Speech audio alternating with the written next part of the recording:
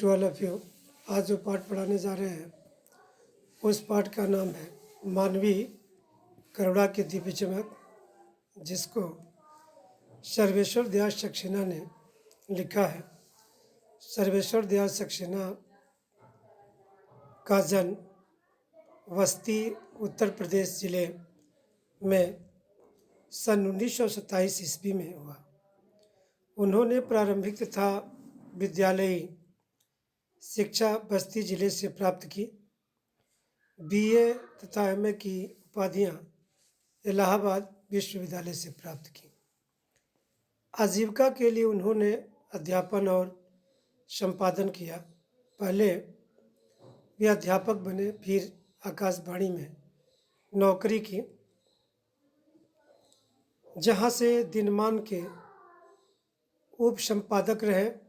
उन्होंने चर्चे और चरखे नाम से जो स्तंभ शुरू किया वह बहुत लोकप्रिय हुआ। उसके बाद वे बच्चों की पत्रिका पराग के संपादक रहे। इसका संपादन उन्होंने जीवन के अंत तक किया। सन 1983 में उनका देहांत हो गया। उनकी रचनाएं हैं सर्वेश्वर दयाल सक्सेना की प्रमुख रचनाएं इस प्रकार हैं: काठ की घंटियाँ, बांस का पुल, एक सूनी नाव, गर्म हवाएं, कुआओं नदी, जंगल का दर और खूंटियों पर टंगे लोग। इनकी प्रमुख रचनाएं थीं। मानवीय करुणा की दिव्य चमक एक संस्मरण है। इस संस्मरण में फादर कामिल बुल्के के व्यक्तित्व के विषय में बताया गया है। लेखक को दुख है कि फादर बुल्के की मृत्यु गैंग्रीन से हुई। वे जीवन भर लोगों को स्नेह की मिठास बांटते रहे, फिर भी उन्हें गैंग्रीन हुआ। हम किस ईश्वर से पूछे कि बुढ़ापे में उन्हें ऐसा दुख क्यों मिला।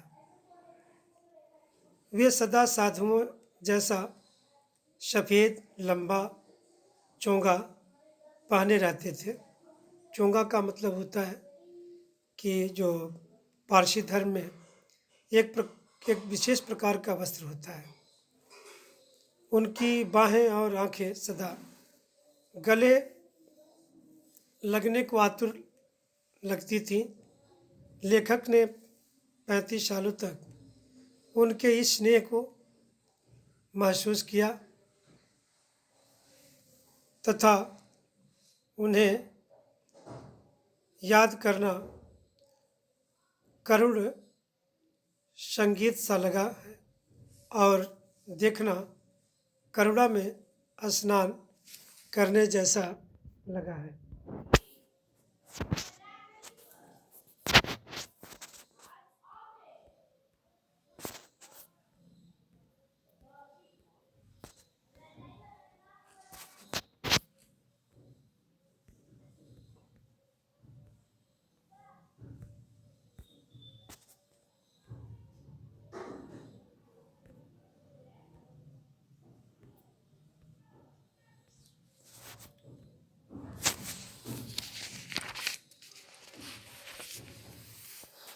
फादर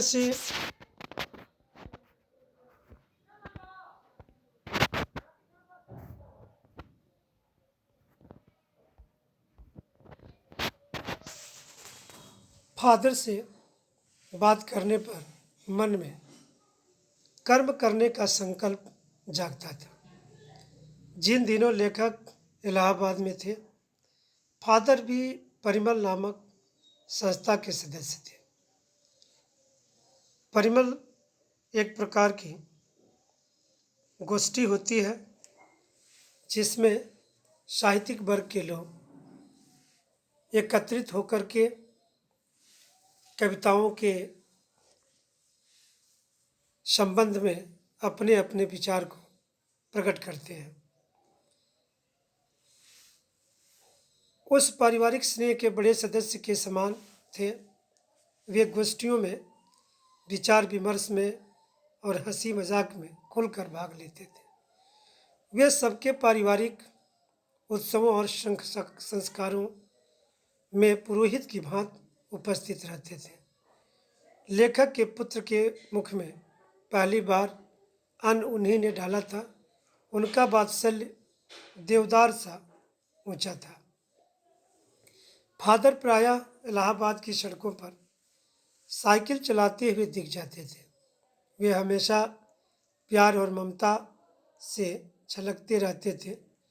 मूलतः वे बेल्जियम के वासी थे।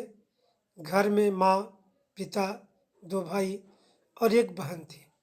वे भारत को ही अपना देश मानने लगे थे। यूँ वे अपनी जन्मभूमि रैम्स चैपल को बहुत सुंदर मानते थे। उन्हें अपनी माँ से भी गहरा लगाव था। अक्सर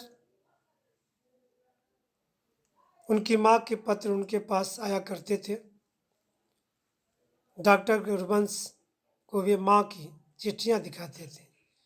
उनके मन में पिता और भाइयों के प्रति विशेष लगाव नहीं था। भारत में बसने के बाद वे 2-3 बार ही बेल्जियम गए थे। सन्यासी बनने के प्रश्न पर वे इतना ही कहते थे कि वे प्रभु की इच्छा से सन्यासी बने। वे इंजीनियरिंग के अंतिम वर्ष की पढ़ाई कर रहे थे कि धर्मगुरु के पास सन्यासी बनने के लिए पहुँचे और उन्होंने उनसे भारत में जाने की इच्छा रखी। भारत ही क्यों, इस पर वे कुछ नहीं कहते। उन्हें सन्यासी बनाकर भारत भेज दिया गया। फादर बुल्के ने पहले 2 साल जीसेट संघ में पादरियों के धर्माचार की पढ़ाई की। फिर 9-10 वर्ष दार्जिलिंग में पढ़ते रहे। उन्होंने कोलकाता से बीए तथा इलाहाबाद से एमए हिंदी किया।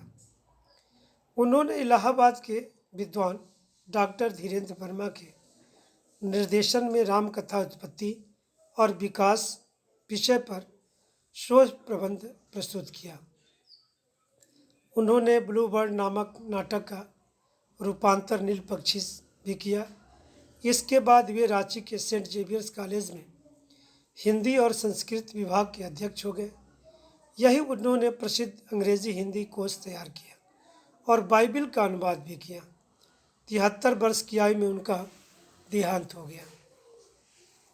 फादर बुल्के सन्यासी जरूर थे, लेकिन रिश्ते तोड़ते नहीं थे।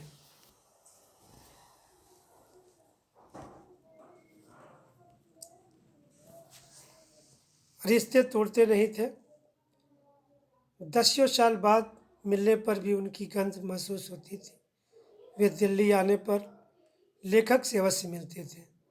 वे हिंदी को राष्ट्रभाषा बनाने के लिए बहुत व्यग्र रहते थे। इसके लिए वे मंचों पर अकाट्य तर्क देते थे। वे हिंदी वालों को हिंदी की उपेक्षा करते देखकर झुँझलाते थे। फादर बुल्के हर दुख में साथ खड़े होते थे। उनके मुख से निकले सांत्वना के शब्द मन में गहरी शांति प्रदान करते थे। लेखक को अपनी पत्नी और पुत्र की मृत्यु याद है। लेखक ने फादर को अंतिम बार देखा तो वे ताबूत में थे। उनके चेहरे पर बिखरी शांति थीर हो गई थी।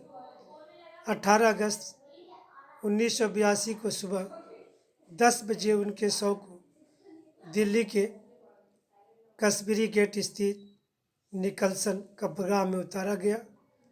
कुछ पादरी, डॉक्टर रघुवंश का बेटा और उनके परिजन उन्हें धरती की गोद में सुलाने के लिए ले गए। जैनेन्द्र, विजयेंद्र, स्नातक, अजीत कुमार, निर्मला जैन, मसीही समुदाय के लोग, पादरी डॉक्टर सत्यप्रकाश, डॉक्टर रघुवंश भी मौन उदासी में घिरे खड़े थे। मसीही विधि से अंतिम संस्कार शुरू हुआ। रांची के फादर पास्कल तोयना ने उन्हें श्रद्धांजलि अर्पित करते हुए कहा, फादर बुल्के धरती में जा रहे हैं, इस धरती में ऐसे रत्न और पैदा हों। डॉक्टर सत्यप्रकाश ने भी उन्हें नमन किया और देह कब्र में उतार दी गई। वहाँ उपस्थित सब लोग रो पड़े। फादर बुल्के फल फूल भरे छायादार पेड़ की भांति उनका व्यक्तित्व दिव्य करुणा की चमक से लहलहाता था। आज भी उनकी याद यज्ञ की पवित्र आग की तरह महसूस होती है। तो मानवीय करुणा की दिव्य चमक, मानवीय करुणा का अर्थ होता है मनुष्य के मन में पैदा होने वाली दया। दिव्य का मतलब होता है महान, अलौकिक। धन्यवाद।